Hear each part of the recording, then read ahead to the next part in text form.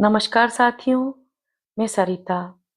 स्वागत है आपका मेरे कहानियों के चैनल कुछ भूल गए कुछ याद है में। यहाँ मैं प्रत्येक अंक में आपके लिए एक नई कहानी लेकर आती हूँ। कहानी का ना कोई आरंभ होता है और ना ही कोई अंत। व्यक्ति अपनी मर्जी से उस क्षण को चुनता है जिससे वह अतीत की ओर या भविष्य की ओर देख सके। आज आप सुनेंगे रविंद्रनाथ टैगोर की एक लोकप्रिय कहानी पोस्टमास्टर। आइए सुनते हैं। काम शुरू करते ही पहले पहल पोस्टमास्टर का उलापुर गांव आना पड़ा। गांव बहुत साधारण था। गांव के पास ही एक नील कोठी थी, इसलिए कोठी के स्वामी ने बहुत कोशिश करके यह नया पोस्ट ऑफिस खुलवाया था। हमारे पोस्टमास्टर कलकत्ता के थे। पानी से निकलकर सूखे में डाल देने से मछली की जो दशा होती है, वही दशा इस बड़े गांव में आकर इन पोस्टमास्टर की हुई। एक अंधेरी आठचाला में उनका ऑफिस था। पास ही काई से घिरा एक तालाब था जिसके चारों ओर जंगल था। कोठी में गुमाश्ते वगैरह जितने भी कर्मचारी थे, उन्हें अक्सर फुर्सत नहीं रहती थी। ना वे शिष्ट जनों से मिलने जुलने के योग्य ही थे। खास तौर से कलकत्ता के बाबू ठीक तरह से मिलना जुलना नहीं जानते। नई जगह में पहुंचकर वे या तो उद्धत हो जाते हैं या अप्रतिभ, इसलिए स्थानीय लोगों से उनका मेलजोल नहीं हो पाता। इधर काम भी ज्यादा नहीं था। कभी कभी एक आध कविता लिखने की कोशिश करते, उनमें इस प्रकार के भाव व्यक्त करते। दिन भर तरु पल्लवों का कंपन और आकाश के बादल देखते देखते जीवन बड़े सुख से कट जाता है। लेकिन अंतर्यामी जानते हैं कि यदि अलिफ लैला का कोई दैत्य आकर एक ही रात में तरु पल्लव समेत इन सारे पेड़ पौधों को काटकर पक्का रास्ता तैयार कर देता और पंक्तिबद्ध अट्टालिकाओं द्वारा बादलों को दृष्टि से ओझल कर देता, तो यह मृतप्राय भद्र वंशधर नवीन जीवन लाभ कर लेता। पोस्टमास्टर को बहुत कम तनख्वाह मिलती थी। अपने हाथों बनाकर खाना पड़ता और गांव की एक मात्र पितृहीन अनाथ बालिका इनका कामकाज कर देती थी। उसको थोड़ा बहुत खाना मिल जाता। लड़की का नाम था रतन, उम्र 12-13। उसके विवाह की कोई विशेष संभावना नहीं दिखाई देती थी। शाम को जब गांव की गौशाला से कुंडलाकार धुआं उठता, झाड़ियों में झिंगुर बोलते, दूर के गांव में पियक्कड़ बाउलों का दल ढोल करताल बजाकर ऊंचे स्वर में गीत छेड़ देता, जब अंदर बरामदे में अकेले बैठे बैठे वृक्षों का कंपन देखकर कभी हृदय में भी ईशर धड़कंप होने लगता, तब कमरे के एक कोने में एक टिमटिमाता हुआ दिया जलाकर पोस्टमास्टर आवाज लगाते, रतन। रतन दरवाजे पर बैठी इस आवाज की प्रतीक्षा करती रहती, लेकिन पहली आवाज पर ही अंदर न आती। वहीं से कहती, क्या है बाबू, किस लिए बुला रहे हो? पोस्टमास्टर, तू क्या कर रही है? रतन, बस चूल्हा जलाने ही जा रही हूँ, रसोई घर में। पोस्टमास्टर, तेरा रसोई का काम पीछे हो जाएगा, पहले हुक्का भर ला। थोड़ी देर में अपने गाल फुलाए चिलम में फूंक मारती मारती रतन भीतर आती। उसके हाथ से हुक्का लेकर पोस्टमास्टर चट से पूछ बैठते, अच्छा रतन, तुझे अपनी माँ की याद है? बड़ी लंबी बातें हैं, बहुत सी याद हैं, बहुत सी याद भी नहीं। माँ की अपेक्षा पिता उसको अधिक प्यार करते थे। पिता की उसे थोड़ी थोड़ी याद है। दिन भर मेहनत करके उसके पिता शाम को घर लौटते। भाग्य से उन्हीं में से दो एक शामों की याद उसके मन में चित्र के समान अंकित है। उन्हीं की बात करते करते धीरे धीरे रतन पोस्टमास्टर के पास ही जमीन पर बैठ जाती। उसे ध्यान आता, उसका एक भाई था। बहुत दिन पहले बरसात में एक दिन तालाब के किनारे दोनों ने मिलकर पेड़ की टूटी हुई टहनी की बंसी बनाकर झूठ मूठ मछली पकड़ने का खेल खेला था। अनेक महत्वपूर्ण घटनाओं की अपेक्षा इसी बात की याद उसे अधिक आती। इस तरह बातें करते करते कभी कभी काफी रात हो जाती। तब आलस के मारे पोस्टमास्टर को खाना बनाने की इच्छा न होती।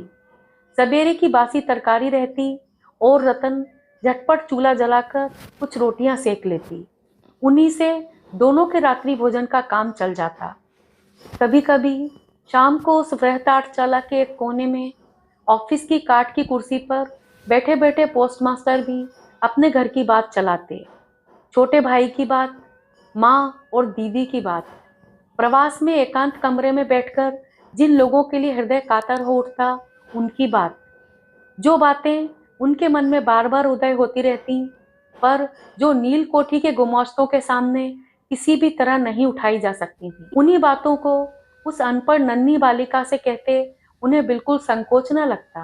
अंत में ऐसा हुआ कि बालिका बातचीत करते समय उनके घर वालों को चिरपरिचितों के समान खुद भी माँ, दादा, दीदी कहने लगी। यहाँ तक कि अपने नन्हे से हृदय पट पर उसने उनकी काल्पनिक मूर्ति भी चित्रित कर ली थी। एक दिन बरसात की दोपहर में बादल छंट गए थे और हल्का सा ताप लिए सुकोमल हवा चल रही थी।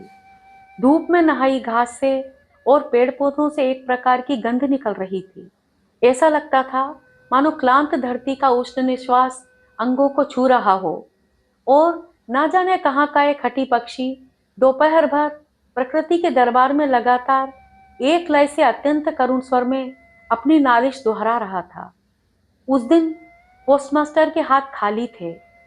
वर्षों के धुले लहलहाते चिकने मृदल तरुपल्लव और धूप में चमकते पराजित वर्षा के भग्नापिष्ट स्तूपाकार बादल सचमुच देखने योग्य थे। पोस्टमास्टर उन्हें देखते जाते और सोचते जाते कि इस समय यदि कोई आत्मीय अपने पास होता, हृदय के साथ एकांत संलग्न कोई स्नेह की प्रतिमा, मानव मूर्ति। धीरे धीरे उन्हें ऐसा लगने लगा मानो वह पक्षी भी बार बार यही कह रहा हो और मानो उस निर्जन में तरु छाया में डूबी दोपहर के पल्लव मरमर का भी कुछ ऐसा ही अर्थ हो।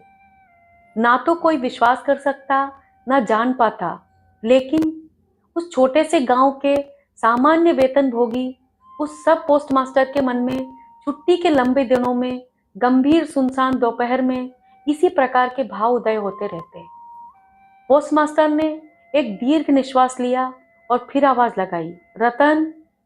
रतन उस समय अमरूद के पेड़ के नीचे पैर फैलाए कच्चा अमरूद खा रही थी।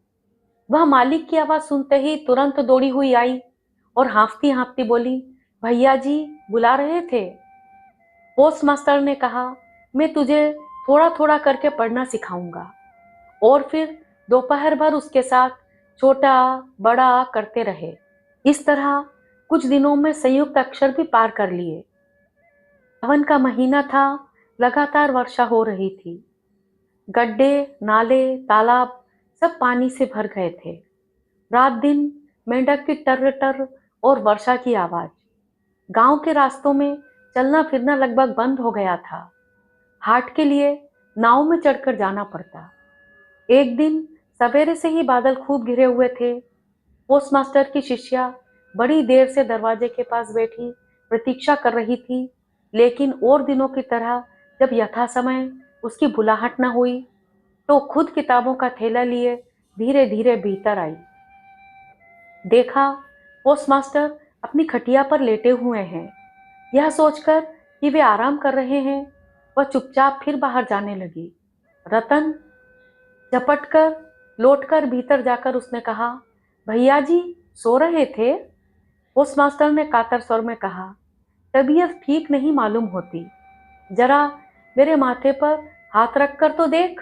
घोर वर्षा के समय प्रवास में इस तरह बिल्कुल अकेले रहने पर रोग से पीड़ित शरीर को कुछ सेवा पाने की इच्छा होती है। तप्त ललाट पर शंख की चूड़ियां पहने कोमल हाथ याद आने लगते हैं। ऐसे कठिन प्रवास में रोग की पीड़ा में यह सोचने की इच्छा होती है कि पास ही स्नेहमयी नारी के रूप में माता और दीदी बैठी हैं, और प्रवासी के मन की यह अभिलाषा व्यर्थ नहीं गई।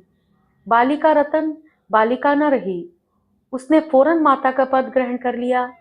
वह जाकर वैद्य को बुला लाई, यथा समय गोली खिलाई, सारी रात सिरहाने बैठी रही। अपने हाथों पथ्य तैयार किया और सैकड़ों बार पूछती रही, भैया जी कुछ आराम है क्या? बहुत दिनों बाद पोस्टमास्टर जब रोगशैय्या छोड़कर उठे तो उनका शरीर दुर्बल हो गया था। उन्होंने मन में तय किया, अब और नहीं, जैसे भी हो अब यहाँ से बदली करानी चाहिए। अपनी बीमारी का उल्लेख करते हुए उन्होंने उसी समय अधिकारियों के पास बदली के लिए कलकत्ता दरखास्त भेज दी। रोगी की सेवा से छुट्टी पाकर रतन ने दरवाजे के बाहर फिर अपने स्थान पर अधिकार जमा लिया, लेकिन अब पहले की तरह उसकी बुलाहट नहीं होती थी। वह बीच बीच में झांक कर देखती, पोस्टमास्टर बड़े ही अनमने भाव से या तो कुर्सी पर बैठे रहते या खाट पर लेटे रहते। जिस समय इधर रतन बुलाहट की प्रतीक्षा में रहती, वे अधीर होकर अपनी दरख्वास्त के उत्तर की प्रतीक्षा करते रहते। दरवाजे के बाहर बैठी रतन ने हजारों बार अपना पुराना पाठ दोहराया। बाद में यदि किसी दिन सहसा उसकी बुलाहट हुई तो उस दिन कहीं उसका संयुक्त अक्षरों का ज्ञान गड़बड़ न हो जाए, इसकी उसे आशंका थी। आखिर लगभग एक सप्ताह के बाद एक दिन शाम को उसकी पुकार हुई। कांपते हृदय से उसने भीतर प्रवेश किया और पूछा, भैया जी मुझे बुलाया था? पोस्टमास्टर ने कहा, रतन मैं कल ही चला जाऊंगा। रतन, कहाँ चले जाओगे भैया जी? पोस्टमास्टर, घर जाऊंगा। रतन, फिर कब लौटोगे? पोस्टमास्टर, अब नहीं लौटूंगा। रतन ने और कोई बात नहीं पूछी। पोस्टमास्टर ने स्वयं ही उसे बताया कि उन्होंने बदली के लिए दरख्वास्त दी थी, पर दरख्वास्त नामंजूर हो गई, इसलिए वे इस्तीफा देकर घर चले जा रहे हैं। बहुत देर तक दोनों में से किसी ने और कोई बात नहीं की। दिया टिमटिमाता रहा और घर के जीर्ण छप्पर को भेदकर वर्षा का पानी मिट्टी के सकोरे में टप टप करता टपकता रहा। बड़ी देर के बाद धीरे से उठकर रतन रसोई घर में रोटियां बनाने चली गई, पर आज और दिनों की तरह उसके हाथ जल्दी जल्दी नहीं चल रहे थे। शायद उसके मन में रह रहकर तरह तरह की आशंकाएं उठ रही थीं। जब पोस्टमास्टर भोजन कर चुके तब उसने पूछा, भैया जी मुझे अपने घर ले चलोगे? पोस्टमास्टर ने हंसकर कहा, वाह, यह कैसे हो सकता है? किन कारणों से यह बात संभव न थी, बालिका को यह समझाना उन्होंने आवश्यक नहीं समझा। रात भर जागते और स्वप्न देखते हुए बालिका के कानों में पोस्टमास्टर के हंसी मिश्रित स्वर गूंजते रहे, वाह, यह कैसे हो सकता है? सवेरे उठकर पोस्टमास्टर ने देखा कि उनके नहाने के लिए पानी पहले से ही रख दिया गया है। कलकत्ता की अपनी आदत के अनुसार वे ताजे पानी से ही स्नान करते थे। न जाने क्यों बालिका यह नहीं पूछ सकी थी कि वे सवेरे किस समय यात्रा करेंगे। बाद में कहीं तड़के ही जरूरत न पड़ जाए, यह सोचकर रतन उतनी रात में ही नदी से उनके नहाने के लिए पानी भरकर ले आई थी। स्नान समाप्त होते ही रतन की पुकार हुई। रतन ने चुपचाप भीतर प्रवेश किया और आदेश की प्रतीक्षा में मौन भाव से एक बार अपने मालिक की ओर देखा। मालिक ने कहा, रतन, मेरी जगह जो सज्जन आएंगे मैं उन्हें कह जाऊंगा, वे मेरी ही तरह तेरी देखभाल करेंगे। मेरे जाने से तुझे कोई चिंता करने की जरूरत नहीं है। इसमें कोई संदेह नहीं कि ये बातें अत्यंत स्नेहपूर्ण और दयाद्र हृदय से निकली थीं, किंतु नारी के हृदय को कौन समझ सकता है? रतन इसके पहले बहुत बार अपने मालिक के हाथों अपना तिरस्कार चुपचाप सहन कर चुकी थी, लेकिन इस कोमल बात को वह सहन न कर पाई। उसका हृदय एकाएक उमड़ आया और उसने रोते रोते कहा, नहीं नहीं, तुम्हें किसी से कुछ कहने की जरूरत नहीं है, मैं रहना नहीं चाहती। पोस्टमास्टर ने रतन का ऐसा व्यवहार पहले कभी नहीं देखा था, इसलिए वे अवाक रह गए। नया पोस्टमास्टर आया, उसको सारा चार्ज सौंप देने के बाद पुराने पोस्टमास्टर चलने को तैयार हुए। चलते चलते रतन को बुलाकर बोले, रतन, तुझे मैं कभी कुछ न दे सका, आज जाते समय कुछ दिए जा रहा हूँ, इससे कुछ दिन तेरा काम चल जाएगा। तनख्वाह में जो रुपए मिले थे उनमें से राह खर्च के लिए कुछ बचा लेने के बाद उन्होंने बाकी रुपए जेब से निकाले। यह देखकर रतन धूल में लौटकर उनके पैरों से लिपट कर बोली, भैया जी मैं तुम्हारे पैरों पड़ती हूँ, मेरे लिए किसी को कोई चिंता करने की जरूरत नहीं, और यह कहते कहते वह तुरंत वहां से भाग गई। भूतपूर्व पोस्टमास्टर दीर्घ निश्वास लेकर हाथ में कारपेट का बैग लटकाए, कंधे पर छाता रखे, कुली के सिर पर नीली सफेद धारियों से चित्रित टीन की पेटी रखवाकर धीरे धीरे नाव की ओर चल दिए। जब वे नौका पर सवार हो गए और नाव चल पड़ी, वर्षा से उमड़ी नदी धरती की छलछलाती अश्रुधारा के समान चारों ओर से छलछल करने लगी। तब वे अपने हृदय में एक तीव्र व्यथा अनुभव करने लगे। एक साधारण ग्रामीण बालिका के करुण मुख का चित्र मानो विश्वव्यापी बृहत अव्यक्त मर्म व्यथा प्रकट करने लग गया। एक बार बड़े जोर से उनकी इच्छा हुई कि लौट जाएं और जगत की गोद से वंचित उस अनाथिनी को साथ ले आएं, लेकिन तब तक पाल में हवा भर गई थी। वर्षा का प्रवाह और भी तेज हो गया था। गांव को पार कर चुकने के बाद नदी किनारे का शमशान दिखाई दे रहा था और नदी की धारा के साथ बढ़ते हुए पथिक के उदास हृदय में यह सत्य उदित हो रहा था, जीवन में न जाने कितना वियोग है, कितना मरण है, लौटने से क्या लाभ, संसार में कौन किसका है। लेकिन रतन के हृदय में किसी भी सत्य का उदय नहीं हुआ। वह उस पोस्ट ऑफिस के चारों ओर चुपचाप आंसू बहाती चक्कर काटती रही। शायद उसके मन में हल्की सी आशा जीवित थी कि हो सकता है भैया जी लौट आएं। आशा के इसी बंधन से बंधी वह किसी भी तरह दूर नहीं जा पा रही थी। हाय रे बुद्धिहीन मानव हृदय, तेरी भ्रांति किसी भी तरह नहीं मिटती। युक्ति शास्त्र का तर्क बड़ी देर बाद मस्तिष्क में प्रवेश करता है। प्रबल से प्रबल प्रमाण पर भी अविश्वास करके मिथ्या आशा को अपनी दोनों बाहों से जकड़कर तू भरसक छाती से चिपकाए रहता है। अंत में एक दिन सारी नाड़ियां काटकर हृदय का सारा रक्त चूसकर वह निकल भागती है। तब होश में आते ही मन किसी दूसरी भ्रांति के जाल में बंध जाने के लिए व्याकुल हो उठता है। आज की कहानी यहीं खत्म होती है। मनुष्य कितने भी दुख में हो, कितनी भी बड़ी विपत्ति में हो, लेकिन उम्मीद का दामन नहीं छोड़ता, चाहे वह उम्मीद झूठी ही क्यों ना हो। मैं सरिता अब आपसे विदा लेती हूँ। कल फिर मिलूंगी एक नई कहानी के साथ। नमस्कार।